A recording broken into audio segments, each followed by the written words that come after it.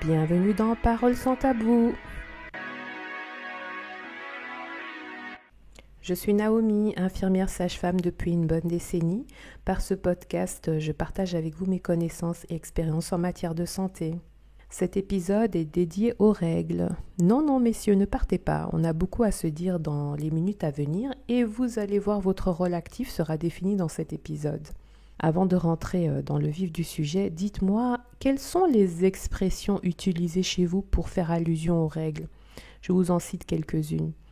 Vous avez peut-être déjà entendu parler des ragnagnas, les Anglais qui ont débarqué, l'armée rouge qui est en ville, la visite de Mémé. Dans le style dramatique, on a les chutes du Niagara, la malédiction rouge, tomber du toit. Et après, on va dans le côté alimentaire, bon appétit à ceux qui mangent, les jours de mûres framboises, avoir la tomate, la semaine de la fraise. Et la dernière, tenez-vous bien, décongeler le steak. De vous à moi, vous ne sentez pas un peu le malaise monter en vous ? C'est quand même fou qu'un événement aussi commun à la race humaine ait autant de synonymes et d'appellations alternatives. Et tout cela pour parler poliment, entre guillemets, des règles. Mais on comprend par l'exercice qu'on vient de faire qu'il y a un grand inconfort autour de la thématique qu'est les règles ou menstruation, surtout quand il faut en parler à haute voix. Je ne sais pas vous, mais j'ai aussi remarqué que ces expressions ont pour beaucoup une connotation négative, ce qui, je pense, inconsciemment n'aide pas à se sentir à l'aise avec le sujet, et cela peu importe l'âge ou le genre des personnes qui en discutent. Pourtant, vous le savez ou vous ne le savez pas, tous les jours, plus de 300 millions de femmes ont leurs règles. Oui, plus de 300 millions de femmes vivent ce processus des plus naturels, mais on doit ajouter à cela d'une manière généralement plutôt négative à cause de la barrière du tabou. Et le paradoxe de tout ceci, c'est que l'industrie de l'hygiène féminine rapporte chaque année 23 billions de dollars, avec un pic estimé en 2023 de 34 billions de dollars.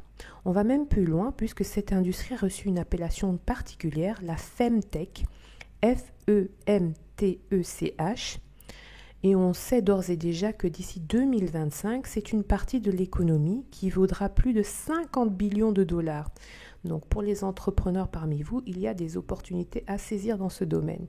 On revient à la Femtech. La Femtech est ce que j'appelle une industrie dédiée au tabou féminin. Et c'est une industrie qui va être ou qui est un des piliers de notre économie respective. La santé menstruelle est un aspect fondamental de notre système de santé, d'où l'importance de briser le silence autour de ce sujet. Et oui, ce tabou sera brisé par les femmes, mais aussi par les hommes, chacun à son niveau. Car il y a encore beaucoup d'hommes qui n'osent pas parler des règles. Et vous me répondrez, Naomi, t'es mignonne, mais on ne sait pas ce que c'est d'avoir des règles, donc pourquoi est-ce qu'on devrait en parler ? De prime abord, votre raisonnement semble correct, mais je tiens quand même à m'expliquer.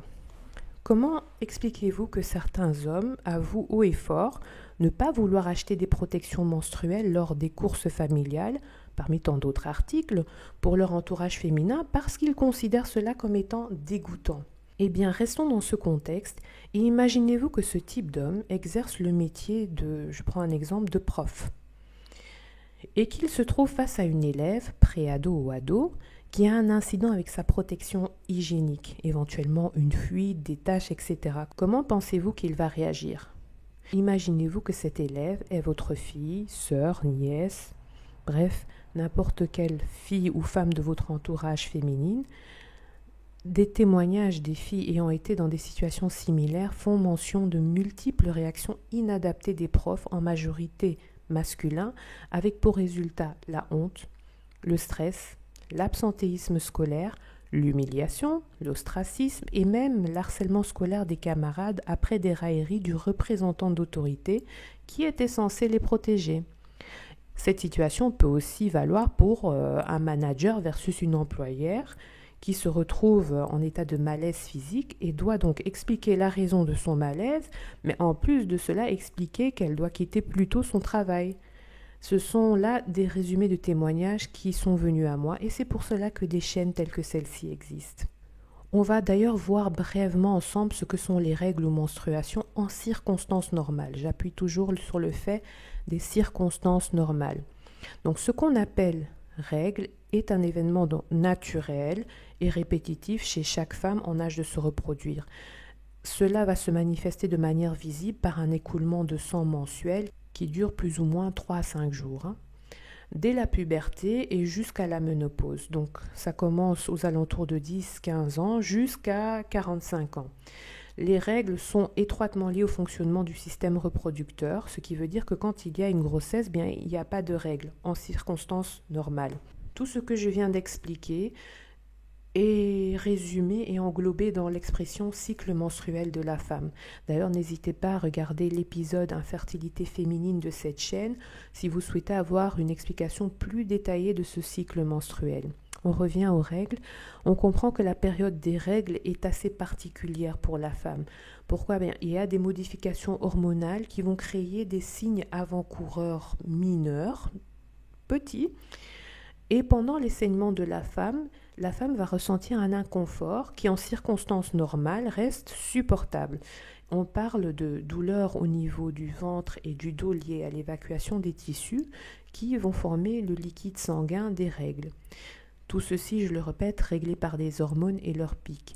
Ces hormones vont amener avec eux des symptômes tels que le ballonnement, un mal de tête, une transpiration qui augmente, le changement d'appétit et le changement d'humeur. Mais j'appuie une fois de plus que cela va se passer sur une courte période de manière supportable, surmontable et passagère. Mais voilà, à l'heure actuelle, on se rend compte que les choses ont bien changé et du coup, l'urgence d'ouvrir cette parole taboue se fait grandissante. Je m'explique. Depuis les années 70, on remarque que l'âge des premières règles a largement rajeuni. On est passé d'une moyenne de 13 ans à 10 ans. Et avec cela, on voit aussi que la pénibilité physique de ce phénomène naturel qu'est les règles est devenue un problème de santé à part entière. Et tout ceci est donc alimenté par des phénomènes tels que le syndrome des ovaires polykystiques, le SOPK, l'endométriose, les kystes, les infections, dont les infections sexuellement transmissibles, et les perturbateurs endocriniens qui sont omniprésents dans les emballages ou produits d'usage journalier. Donc, de millions de filles ou de femmes sont concernées et malheureusement, elles ne sont pas toujours prises au sérieux par leur entourage. Tout ceci va peser sur la société. Je vais vous donner encore des exemples concrets puisque dans ma jeunesse, j'ai connu des camarades de classe, que ce soit en secondaire ou en supérieur, je tiens à préciser, qui rataient au moins un jour de cours par mois à cause de leurs règles. Et plus tard dans ma carrière, j'ai eu une responsable qui était malade au moins un jour par mois car elle était dans l'impossibilité de fonctionner normalement sans s'évanouir ou perdre connaissance à cause de ces règles. Donc c'est un fléau qui doit être traité et aidé. Mais ce fléau doit d'abord être libéré du voile qu'est le silence qui handicape justement l'aide adéquate qu'on peut donner à ces femmes actives dans la société. Le diagnostic prend aussi généralement du temps parce qu'au sein de la société, il y a des idées qui sont véhiculées telles que c'est normal de souffrir pendant les règles. Non, ce n'est pas normal. Une autre forme d'idée, il n'y a pas d'urgence tant que la femme ne souhaite pas concevoir ou tant qu'elle n'est pas sexuellement active. Non, il y a une urgence. Ou alors on pense que toutes les femmes ont leurs règles, si tu ne supportes pas, c'est que tu es douillette. Non, pas du tout. Toutes les femmes ont leurs règles, oui, mais il faut rechercher à avoir cela dans des circonstances normales. Donc tous ces préjugés vont contribuer à ce qu'on appelle l'errance médicale. Errance médicale qui en moyenne dure 7 à 8 ans, connue par les femmes pour ce qui est de recevoir un diagnostic et d'être soutenues par le monde médical. Donc le maître mot ici, c'est le plus tôt on cherche de l'aide, le mieux c'est. Et dans cette recherche d'aide, il y aura des traitements qui seront mis à votre disposition, mais avec pour but principal d'apaiser les maux. On va commencer par les antidouleurs anti-inflammatoires, qui souvent sont les premières solutions offertes. Pourquoi ? Parce qu'on sait que les douleurs insurmontables de règles sont souvent dues aux inflammations locales créées pendant cette période. Et les antidouleurs anti-inflammatoires vont diminuer ces inflammations locales. Certaines vont combiner cela avec des contraceptifs oraux qui vont limiter les pertes de sang par un jeu d'hormones complexe. Et donc, les pertes de sang étant limitées, vont limiter aussi les possibilités d'inflammation. Mais un autre aspect important qui vient de plus en plus à jour, ce sont les habitudes de vie. C'est un aspect qui parfois n'est pas assez marqué, que je tiens à vous présenter, et vous remarquerez que je reviens souvent sur cette notion. Le premier point, le sport. Non, je ne vais pas vous demander de devenir athlète de haut niveau, soyez rassurés, mais je vais vous expliquer quelque chose.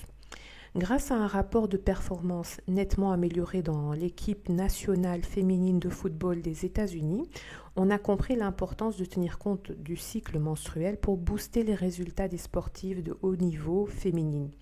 Donc cette équipe a eu des entraînements personnalisés et adaptés au cycle menstruel de chacune, qu'on a associé à une alimentation, un planning d'entraînement et de sommeil sur mesure pour chacune.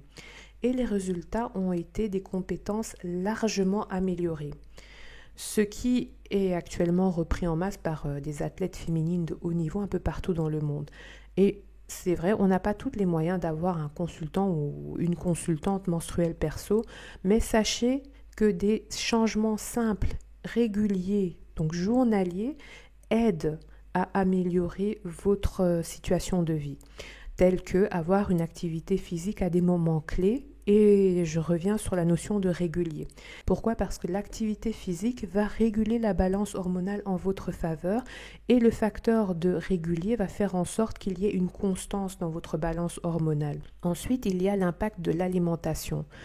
J'aime toujours rappeler ceci, ce n'est pas parce que vous n'êtes pas en surpoids ou obèse que votre alimentation joue en votre faveur. Donc une alimentation qui va jouer en votre faveur sera une alimentation plus riche en légumineuses et pauvre en produits transformés.